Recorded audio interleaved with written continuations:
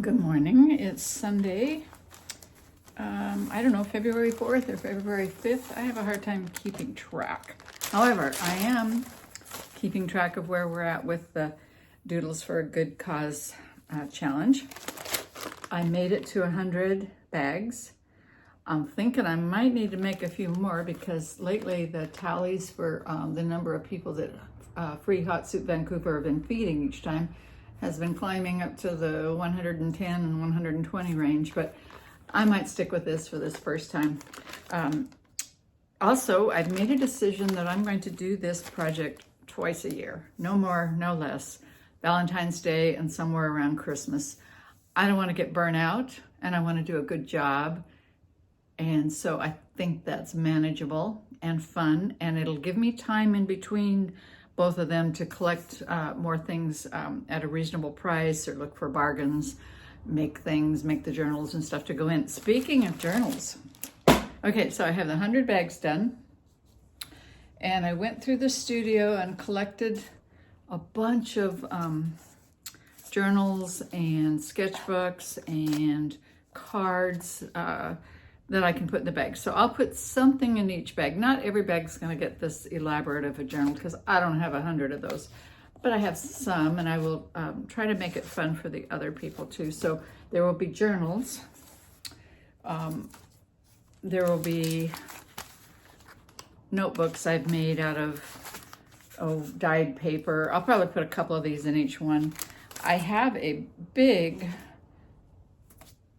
container here full of these, and I think I have 100. If it gets down to it and I'm stuffing things and I don't, this is actually a watercolor book, and I will stick a little bit of watercolor supplies in there. I don't know if that's overkill or not, but I think it's kind of fun. I had I was thinking about doing this and why I'm doing it and how I want to continue, and it occurred to me that I could be a little bit more efficient in time by not doodling the bags individually and maybe printing the bags or having one of my favorite doodles reprinted or photocopying the doodles and attaching them to the bags. I decided not to do that because it feels like a better gift for me to go ahead and do the doodles individually. So I'm going to stick with that, and I think that's a good decision. And the same is true for, I won't always be doing this elaborate of a journal gift or sketchbook gift for the bags because I'm not going to be making that many, but I can keep making little notebooks. And let's see what else we've got in here. And if I run out of those, I've always got blank, here's little notebooks. Aren't these cute? These have little envelopes in them, and they're refillable so people can put paper in and take paper out, and they're all made with recycled materials.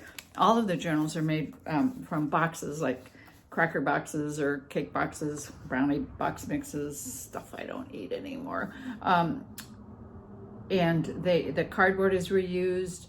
The artwork is my artwork or copies of my artwork. And I have some, I'll probably put a bunch of little notebooks in some with a pen. And what else have I got here? Oh, so if I run out, and I might, I have hundreds of greeting cards. I'm sort of ready to, I don't know, do a sweep over in the studio of gifts and stuff that I already have, and make a clean sweep of it, pass them on, get ready to liven up the studio and put something new in here. So I can put these U color cards in there. I can put cards that, oh, I don't know. I've got some here somewhere. Well, these are all U color. Anyway, I have cards that aren't U color, but are blank, and you can draw inside of them. So that's where I'm at. I have these to go in first, and then I'm going to start stuffing them with the snacks that I bought. I did order a bunch of snacks with the donation money that I received, and thank you very much. I think I've made a decision going forward about how to do that a little differently. It was kind of, here I am on this like personal journey to eat like just high quality food, and yet I'm putting peanut butter and crackers and candy and cookies and things in these bags because they're economical and they're easy to buy in bulk and they're not refrigerated and things like that. But I think I want to be just a little bit more mindful. I know that like people aren't necessarily going to be thinking about ingesting the highest quality food when they're in the circumstances of being homeless and hungry.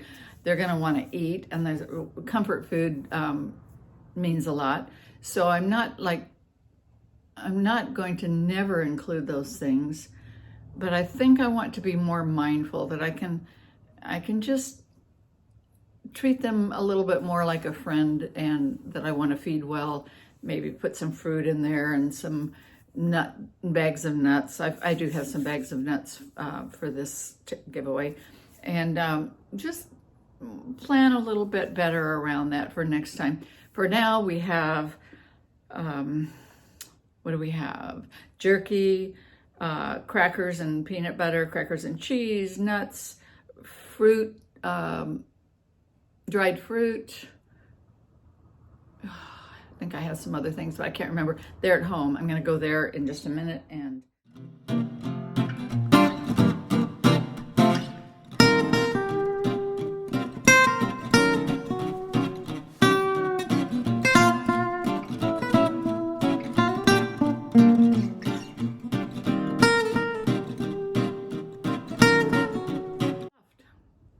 Okay, thanks for checking in and thanks for supporting me, and I'll see you in a minute.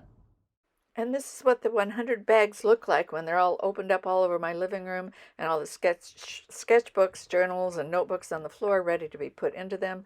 We're going to wait to actually do the stuffing for another date and another video. I hope you'll check back.